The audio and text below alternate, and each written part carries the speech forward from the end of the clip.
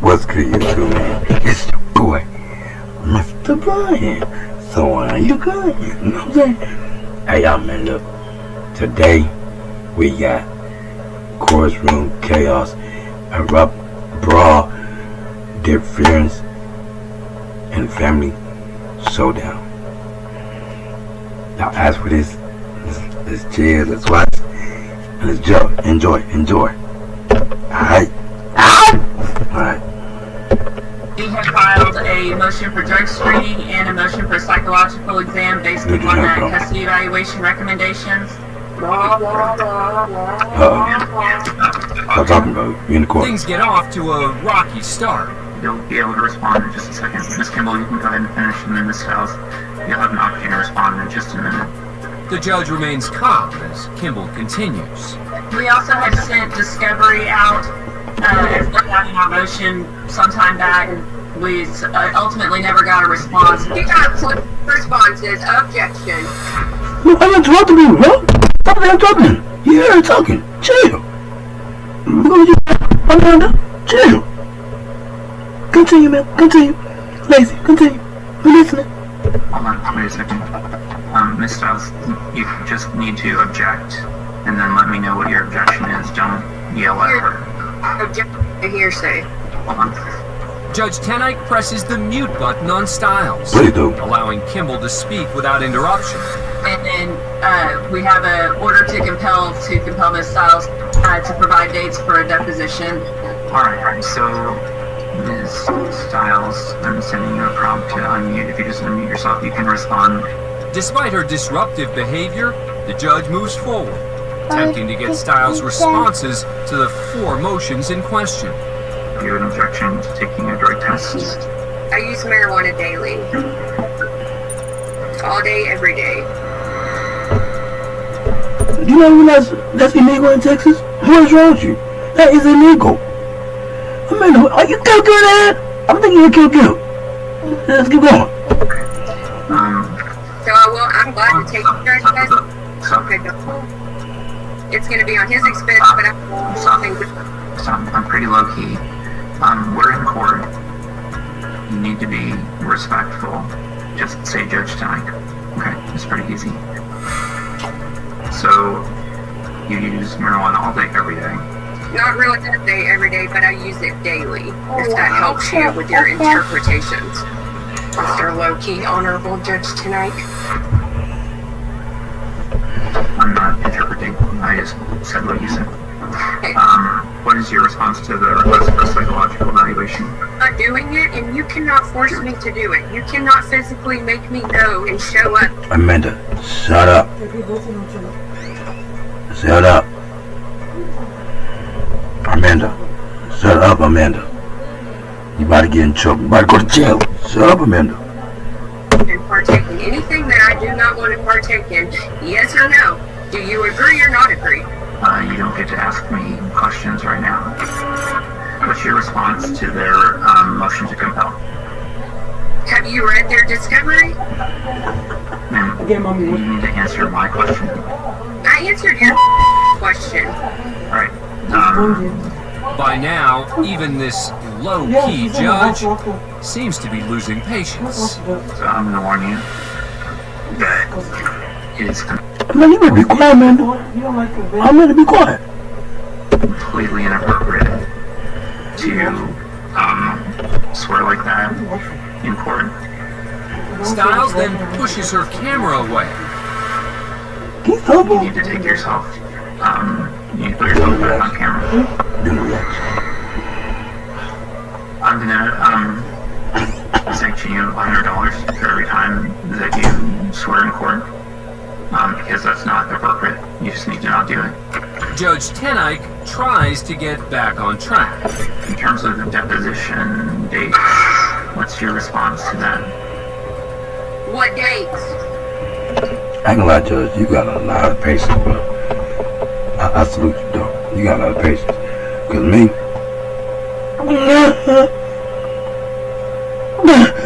no, not happening. Ms. Kimball, do you have proposed dates?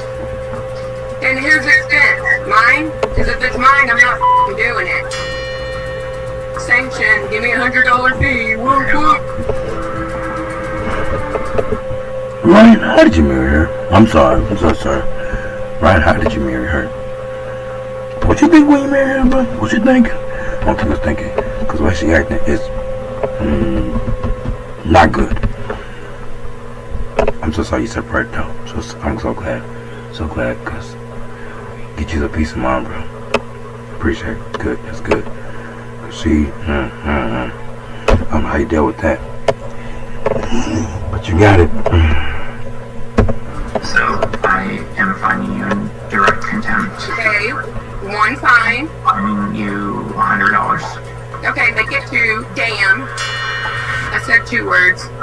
Ma'am, I don't think you want to do this. I will, as I said, sanction you. Please do. Before ending the hearing, the judge tries to get a deposition date on the books. Which of those dates works better for you, Miss Styles? What time? Dumb. 3. Amanda, are you okay?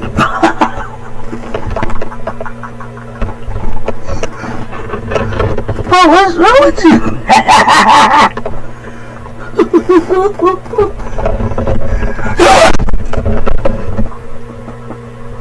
You can do. You're right, that is 3. Supposed to start at 9 a.m. What date? That question is to you.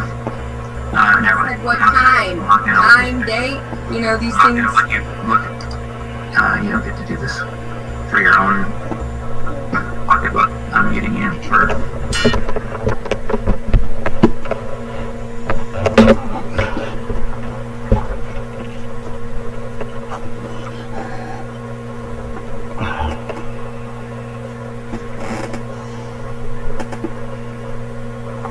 Yep.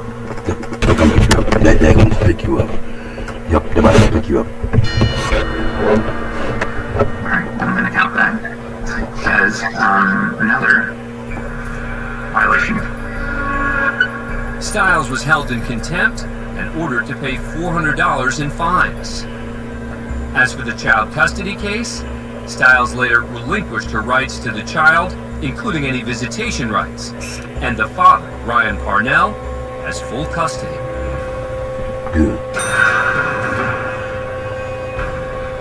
Next, we take you inside the Washington County Courthouse in Hillsboro, Oregon, for a probation hearing. 34-year-old Jaime Regalado Pena has pled guilty to harassment and 4th-degree attempted assault. Okay. 2 years earlier, Regalado Pena got into a domestic dispute and was arrested. He pled guilty and was sentenced to 2 years probation. Okay. He was also required to remain sober and attend domestic violence classes. But when, according to police, he stopped returning calls to his probation officer and attending his classes, he was ordered to report back to court. Adobe Lightroom can enhance your dog's party photo. Easily remove any distraction in general. Today, he appears before Judge Ricardo Menchaca. But when, according to the sheriff's office, the judge suspects that Regalado Pena is intoxicated, he orders the defendant be taken into custody. There's a deputy arriving at a side door of the 3rd floor courtroom. That's what What you get? Regalado Pena makes a break for it. He's going off the lot. He's going off the lot. 10-4. We got a runner. 10-4. He's leaving the courtroom right now. 2D. He's on the courtroom right now. He's going off the lot. Boy, you better go to jail. For life. Watch.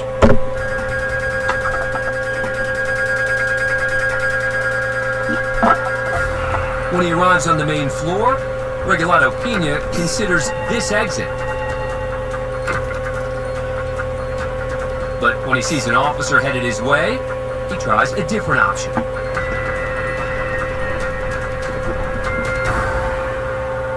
He makes it to the street, but court deputies, with help from a police detective who happened to be in the area, take the defendant into custody just outside the courthouse. Regalado Pena was not charged for his failed escape, but he remains in custody for his probation violation. That case is pending. Next, we're in Detroit, Michigan for a progress review hearing. 58-year-old Frank Seals has been convicted of operating a vehicle while intoxicated. 3 years earlier, Seals was pulled over for driving erratically. And after failing a field sobriety test, he was arrested and charged with operating a vehicle while intoxicated. He eventually pled guilty and was sentenced. Bro, why do y'all people like drinking and drive, bro? That's me, bro. I put harm, I put in harm to people that's innocent. Quit that, bro. That's not what's up, for real.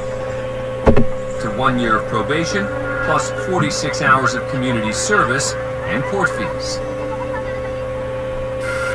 Today, Seals appears remotely before Judge E. Lanice Bryant, because according to his probation officer, Seals has failed to complete his community service.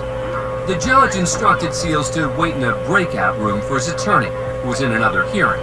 But Seals has prematurely entered the virtual courtroom, and Judge Bryant doesn't like it. Sir, did you speak to someone in the breakout room? No, I haven't. So why did you come out? Why did I come out? Why did you come out of the breakout room? Because I said go in the breakout room, do not come out of the breakout room until you speak to someone. So why are you out of the breakout room if you haven't spoken to anyone? I don't know how to do this Zoom thing. Well, all you had to do is be still. I don't know what that means. You didn't have to do anything. The reason why you out of the breakout room because you're pushing buttons and touching things. This Zoom is new to Listen, me. we've been Zooming for 2 years and this is not... The judge doesn't seem to appreciate the defendant's excuses. Mr. Seals, let me say something to you. You've been before me on more than one occasion.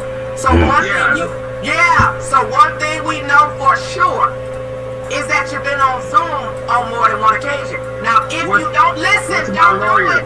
Don't. Shut up and just listen, bro. Shut up and just listen. Let me tell you something, bro. Let me tell you something. This right here, and everyone asks, can get you knocked out for.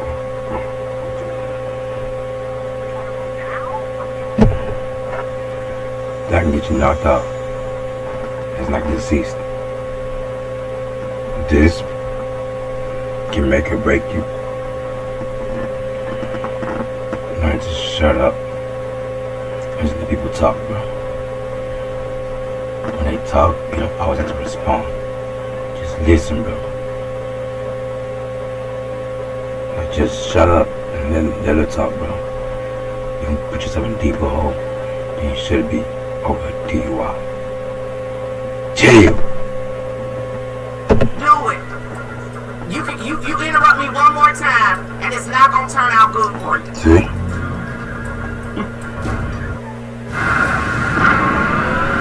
All I gotta do is shut up, bro. And I don't think it's nothing funny over here except the fact that you get ready to face jail. So if you think that's funny, you can keep laughing. After issuing her warning, Judge Bryant continues. Now keep disrupting my courtroom, and it's not gonna turn out good for you. And you got one more time to do that east side roll your eyes at me, cause I'm queen of the east side roll your eyes. Wow, that's what I'm thinking too. Every time you say something, I'm thinking, wow. Wow, I got up this morning for this. Every time you say something, that's exactly what I'm thinking. Later, after the judge deals with a few other cases, Seals and his attorney rejoin the hearing. Hey, no, let me tell you something, bro. Some just not gonna play with you. Some just gonna give you the hammer. I'm talking about when I say hammer, I mean like, you know how you carry a hammer and it's heavy? Yeah, they can give you that hammer and give you a heavy sentence. Come on, bro. Just shut up. God gave you these. God gave you one of these. Use them. with respect to Mr. Seals' review, I do have an update from probation. It's not a good report.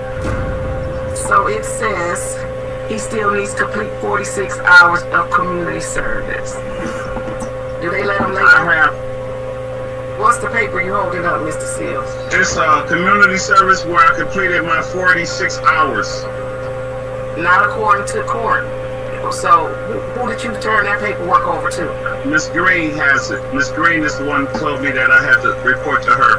Miss Muldrow, can you call Miss Green and see if he completed this 46 hours, because I don't want to see him no more. So this is what I'm going to do. If he has completed those 46 hours, I am going to close him out. If he has not completed the hours, or if she didn't confirm them, what I'll do is I'll just put the matter on the docket. Understood, Your Honor. Okay, because I don't know what side of town he's from, but the east side of town, the east side in me, it rises up. It rolls up today with Mr. Sears. And you have been more than patient. I'm trying to be. But y'all know what they say. You could take the girl out the east side. You can take the east side out the girl. A court clerk later confirmed that Seals had finished his community service, and his case is now closed. Thank you, Your Honor. You're welcome, and same to you, Mr. Seals. Don't curse me until you completely log off of the Zoom. You too. I'm about to go. All right, thank you. Next, we go to the archives for a 2009 sentencing in Syracuse, New York. 41-year-old Stacy Castor has been convicted of second-degree murder. Attempted second-degree murder. Mom's calling. Mom's calling you. She's coming!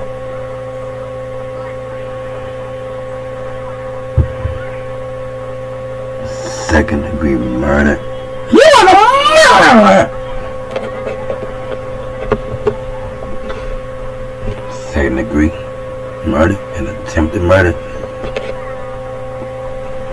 Life sentence right now. Life. And offering a false instrument for forging a document. Build a website you love with Wix. For your words?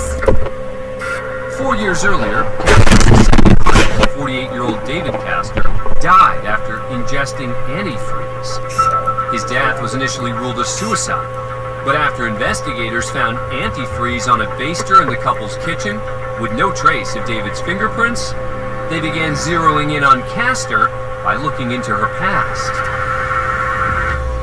5 years before David's death, Castor's first husband, 38-year-old Michael Wallace, had died of a heart attack. Authorities exhumed his body, and after testing, ruled his death a homicide by ingestion of ethylene glycol, a toxic chemical found in antifreeze. Perhaps realizing the police were onto her, Castor put a plan in motion. I need an ambulance. My daughter has taken some pills. Ashley. Oh my god, oh my god, oh my god. Over a 17-hour period, Castor poisoned her then 20-year-old daughter, Ashley Wallace, with a mix of alcohol and prescription pills. She also concocted a fake computerized suicide note in an attempt to frame Ashley for her husband's murder. But Ashley survived, and when computer records confirmed the note was written from their home while Ashley was at school, police charged Castor with murdering David and attempting to kill Ashley. Her motive?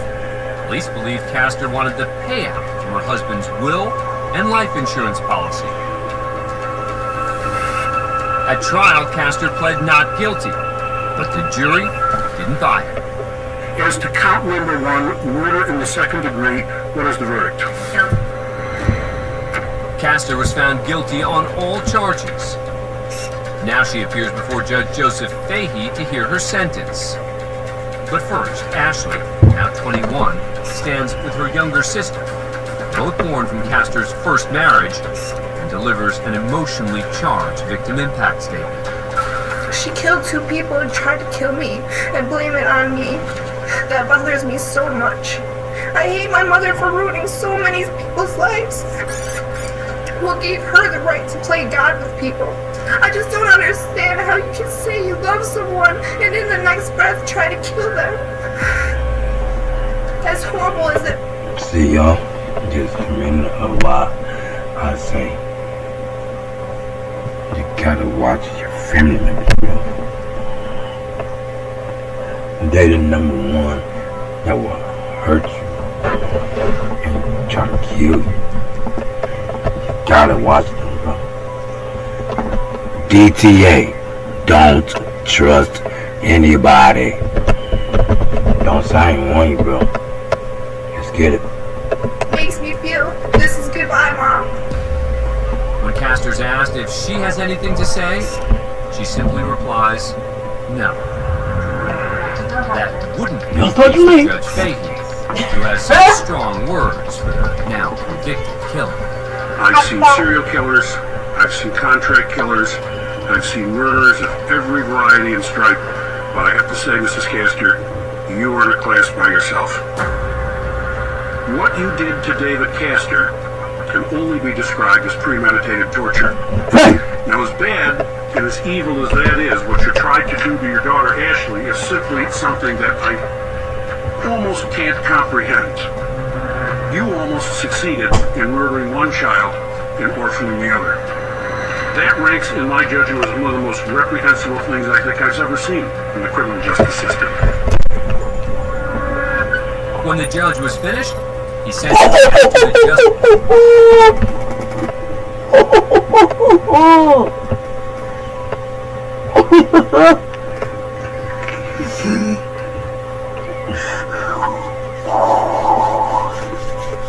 51 years? 51 years in prison.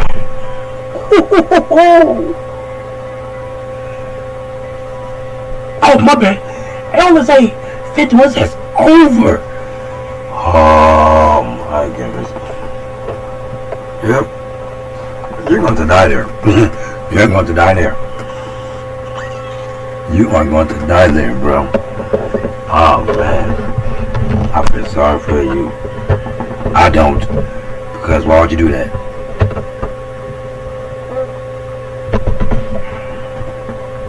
Hey, man. Think, bro. Again, think. Over 51 years in a New York State prison. 7 years later, Castor died in prison from a heart attack. Dang. She was 48 years old. Rest in peace, man. Rest in peace. Rest in peace. Rest in peace. Rest in peace, y'all. Rest in peace. He's on me right. Rest in peace. Rest in peace. Rest in peace. She was never charged for the death of her first husband, Michael Wallace. Now, let me ask y'all this. Did she, thank God, I mean, not thank God, did she ask for forgiveness? So she did it? She going down there. I'm sorry, she going down there. Next, we're in Centerville, Michigan for an arraignment. 36-year-old Justin Aiken has been charged. Yeah, we're gonna do three more cases then. We're gonna wrap it up. We're gonna start tomorrow. Charged with driving with a suspended license and driving without insurance.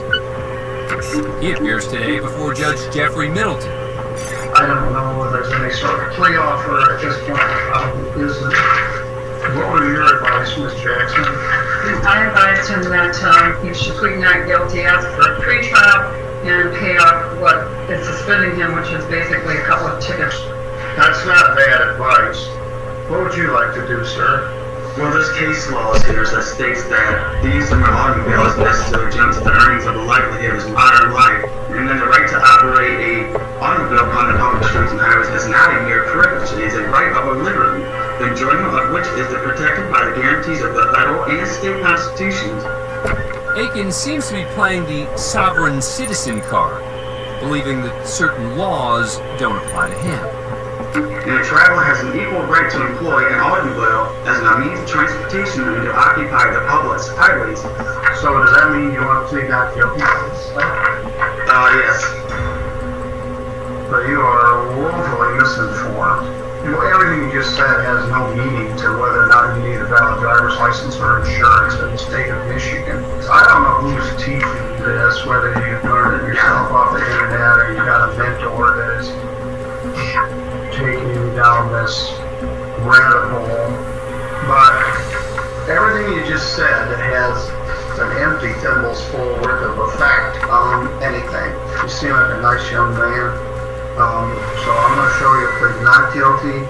It states right here, under U.S. Supreme Court decision, that common law is the real law, the supreme law of the land, that codes, rules, regulations, policies, and statutes are not the law. I'm not sure where you get this stuff. If that were true, you wouldn't need me, you wouldn't need police, you'd have anarchy and people rioting in the streets.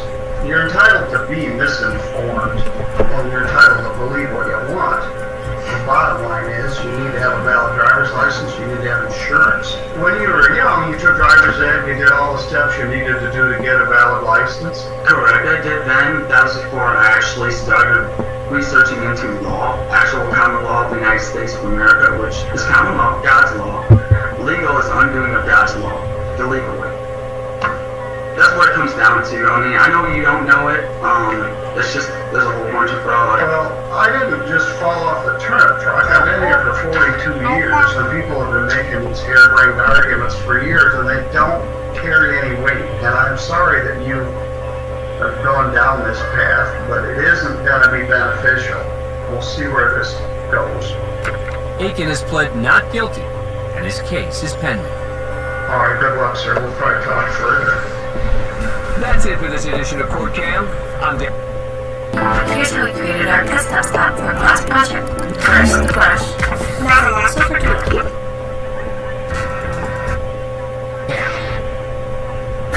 Oh, whoa. TV Court! This is for real!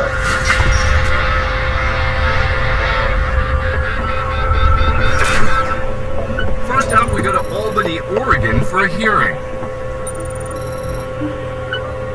30-year-old Christopher Jackson has been charged with trespassing, resisting arrest, and unlawful use of a weapon.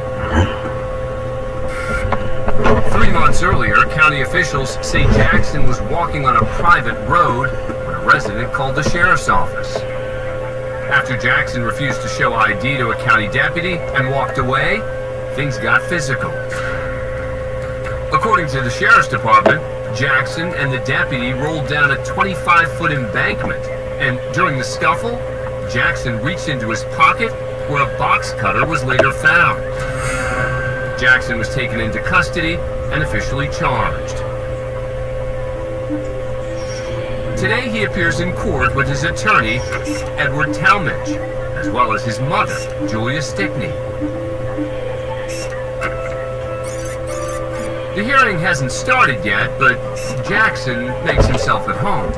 Ebba, what you doing? Put your feet down. Put your feet down. Yeah, Charles, put your feet. Hey, the get home. Put your feet down, boy. Right now. Put your feet down right now. Right now. Right now. What? Put your feet on. Keep your feet on right there. See what's gonna happen. You're gonna booking BOOKING.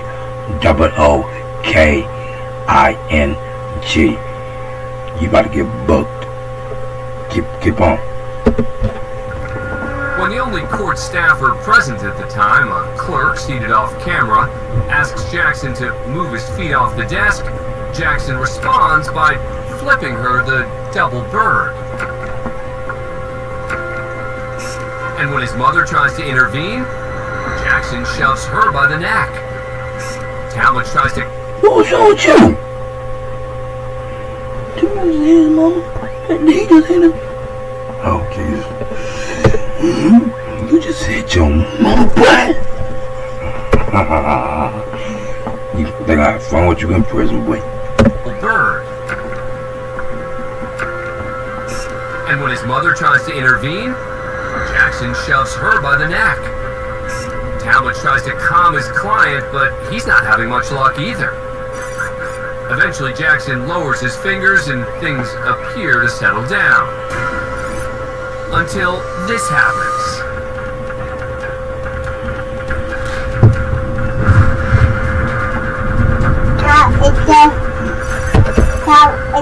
Jackson grabs a chair, but his mom stops him from doing anything with it.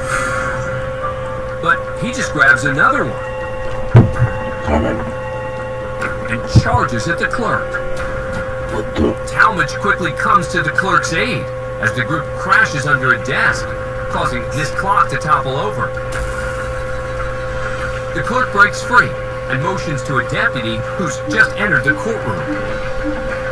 A second deputy arrives just as Jackson's mother, who appears frustrated, takes his seat. The deputies assist Talmadge, who's pinned Jackson underneath the desk. One of the deputies removes his taser and points it in Jackson's direction. But as Talmadge steps away, it looks like the taser won't be necessary. When the deputies pull Jackson out from beneath the desk, they place him in cuffs and take him into custody. The court clerk and Jackson were both unharmed during the scuffle. But Talmadge, who no longer represents Jackson, suffered multiple scratches to his face and was bitten on his arm and hand. The deputies suffered bite marks. They were treated and released from a local hospital. Jackson was later charged with assault, menacing, and unlawful use of a weapon. He pled not guilty, but was convicted in court and sentenced to 6 years in prison. As for his original charges, they're pending. He was tripping. Next, we go to Ann Arbor, Michigan for an arraignment. 19-year-old Eternity Jackson has been charged with driving without insurance. That's really nowadays, driving without insurance. I wouldn't say no, but yeah. Today, she appears before Judge Cedric Simpson to discuss next steps in the case. Man. You got this, Judge? You're going to jail. That's simple. That's just straight simple. It's over for you. It's over! Watch. But first, the judge has a question for the defendant. Alright, before we begin, who escorted you to the court today? Myself. Pardon? Myself. Who were you with? My grandfather. Your grandfather? Jackson's hearing was scheduled for 9 a.m., but according to court staff, the case wasn't called on time. Her grandfather wasn't happy and had some words with him. Alright, sir. I realize you wanted her case called, but I'll just give this admonition. I call the cases in order as I have them by the blocks. We're not going to call this thing at 9 o'clock, and I don't appreciate ever my staff being yelled at. Or you trying to send them back to pose a question to me. Well, you know what, bro? Okay, y'all send out a letter saying 9 o'clock, right? Y'all do. Sir? Yes, sir. It isn't even your case. So have a seat. Have a seat. Have a seat. I've given my admonition. That's the way that it will roll. Judge Simpson checks in with the prosecutor. Mr. Reiser, you have something on this case? Yes, Your Honor. The public defender did provide me with proof of now there is an insurance policy for 6 months. Given that pre-arraignment, I would move to dismiss the charge. Ms. Jackson, you have any objection to dismissal? Case is dismissed. Thank you. After Jackson and her grandfather exit the courtroom, Judge Simpson takes a moment with his staff. You know, how many people have I taken into custody today? One. Just one? There was almost 2. And I tried so hard. I'm proud of me. Next,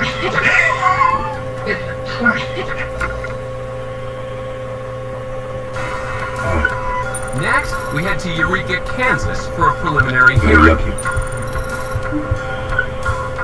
33-year-old Bailey Cargyle has been charged with aggravated battery on a law enforcement officer, fleeing an officer, possession of opiates, driving under the influence, and other charges. A month earlier, Cargyle was driving with her boyfriend. Police say they attempted to pull her over for driving recklessly. Police say that's when Cargyle slammed on her brakes, causing the officer to rear-end her vehicle. Then officers say she got out of the car and fled the scene.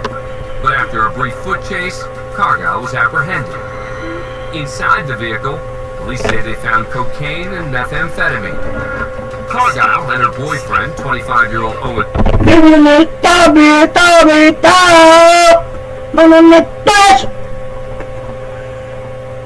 Oh!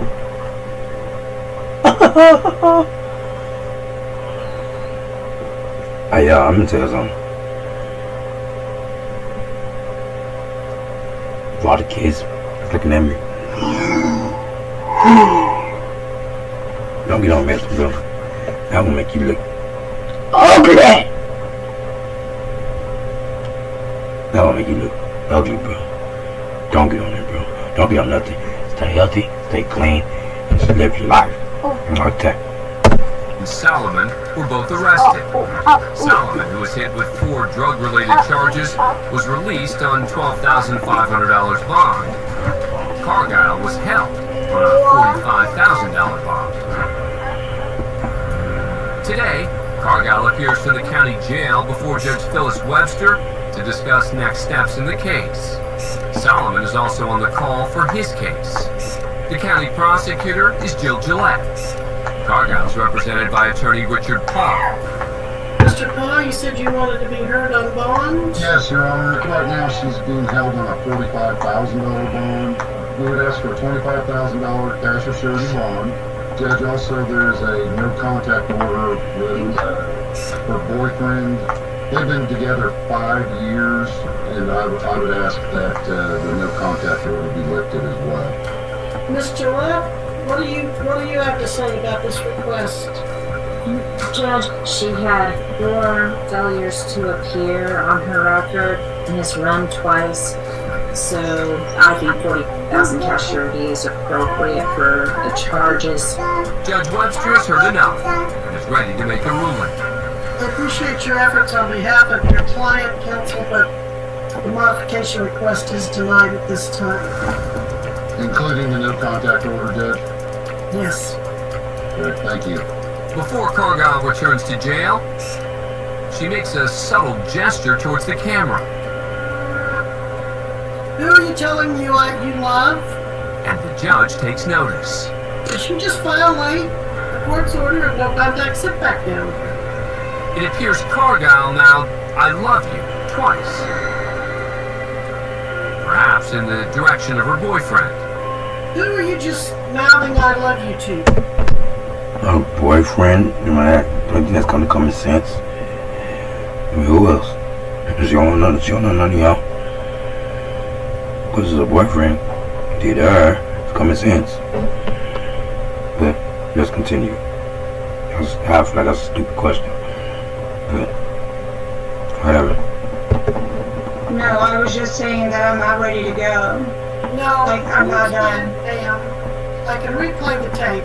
Okay. I love you. Who are you speaking to? I love my lawyer. Who do you love? Who did you? My lawyer. Like grabbing my back today. No, come on. Like I like him. Okay, so you love your attorney. You like him, and you are mouthing to your attorney, to Mr. Paul, I love you. I was actually saying it to the guard as I got up. You were saying it towards the camera as you got up. I was like, okay, stop, Mr. Last. Is the co-defendant on here?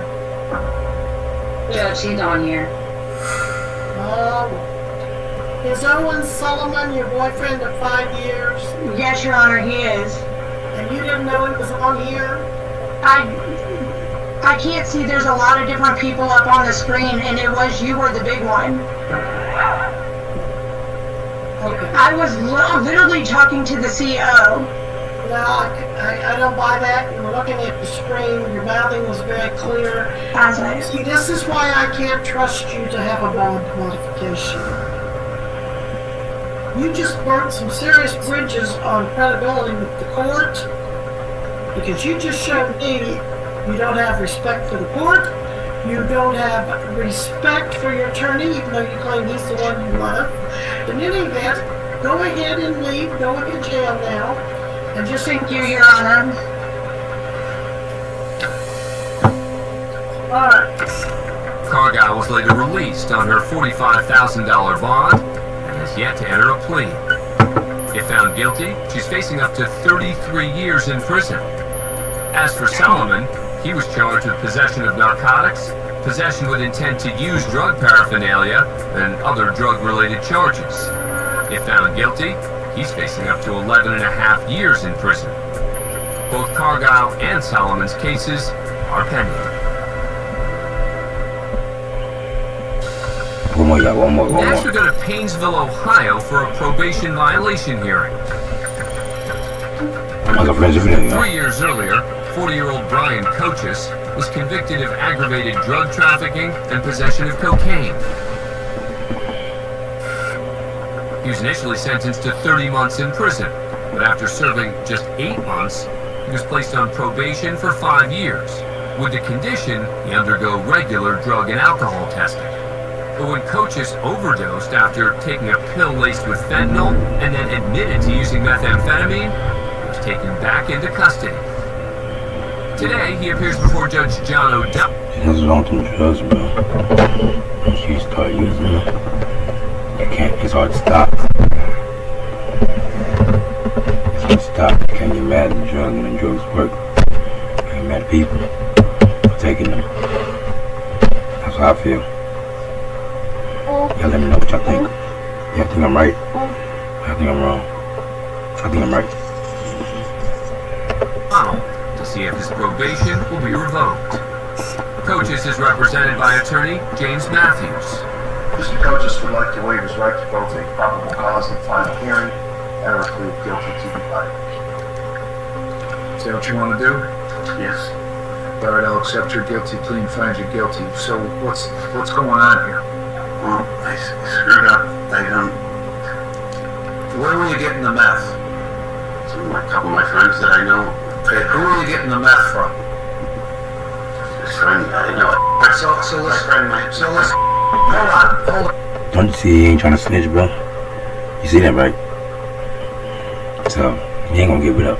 So a couple of his friends. That's all he gonna tell you. That's all you need to know. A couple of his friends. Okay. This seems to be the way you like to deal with things. And now you're not telling me the truth. Okay, now wait a minute. I'm not done yet. You were here on February 2nd, 2022, and I sent you to prison for 30 months. You were here on October 27 of 22, and I let you out of prison and put you on community control for 5 years. And you started testing positive for meth at the probation department. You told them it was your Wellbutrin that was making you test positive at first, and you kept that up, and you kept that up, and you kept that up until the result went off the chart on a test, and then you finally admitted it, right? Up until then, you weren't admitting it, right? You figure out what you want to do, how you want to live your life. Talk to Mr. Manning. After a brief recess, Coaches tries to explain his overdose. But that pill, I'm never taking another pill that I don't know what it is again. I thought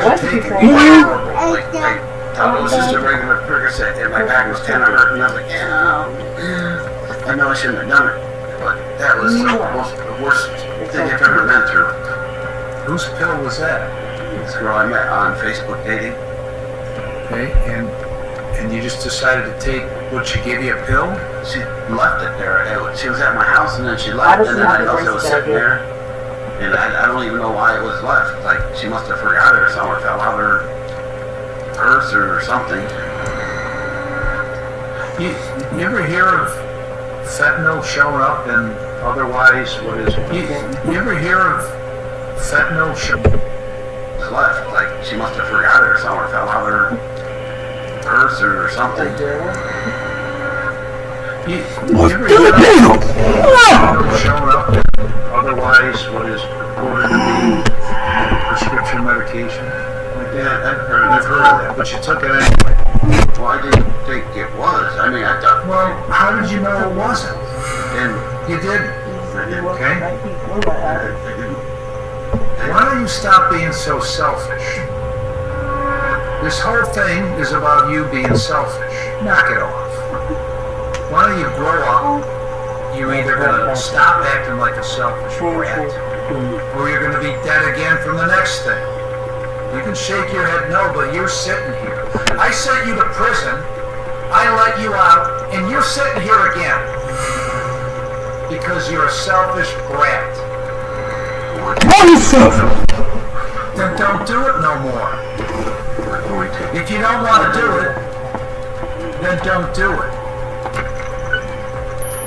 The judge decides to give Coaches another chance, allowing him to remain on probation as long as he stays clean. But just a month later, Coaches violated his probation by testing positive again. Oh, you have one job to do, bro. Let's just stay clean, bro. But I'll tell y'all, bro, drugs will hold you, bro. It's addictive. You can't let up. It's gonna be hard for you to let up. Come on, man. You have one job to do, bro. Let's just stay clean. But you can't do it. Sentenced to 35 days in jail, with credit for 26 days time served.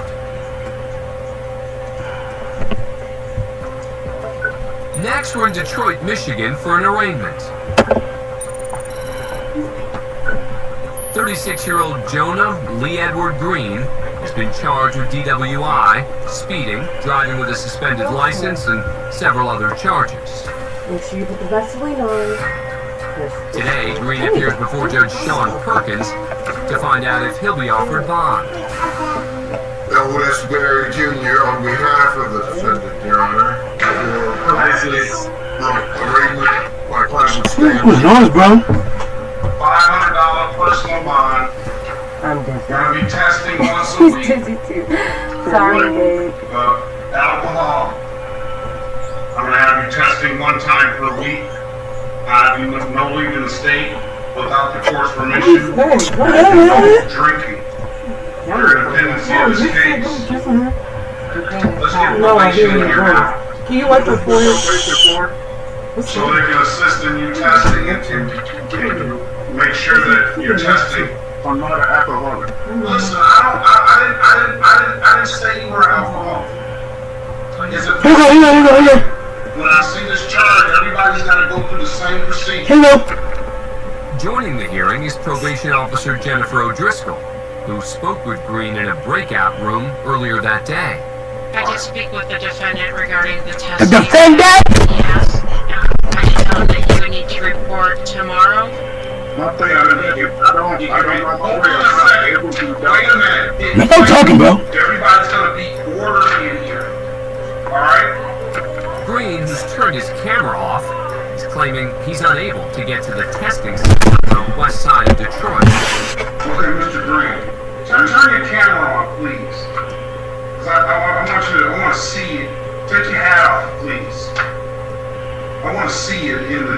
You're just stop moving, please. Please. How old are you? 36. You're 36 years old. You're born and raised in the city of Detroit. And you're telling the court that you don't know how to get around on the west side. Correct. I'm not buying that. I need to have testing this week, and you're. Are you from somewhere? You don't know.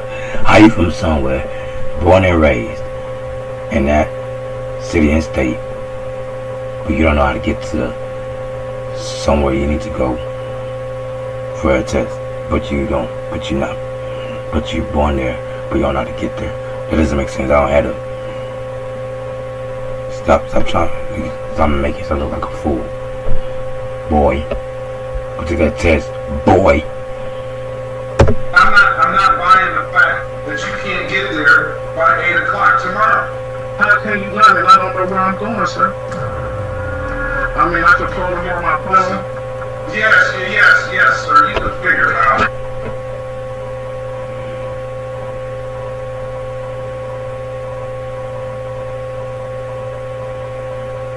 Really? You don't know how to get there. But you're born and raised in Detroit, Michigan, but you don't know how to get there. That's like me saying, I was born and raised in Houston, Texas, but I don't know how to get to the hospital. What? What kind of sense is that? Now, Judge, I don't know, I get it. I don't get it, but 8 in the morning.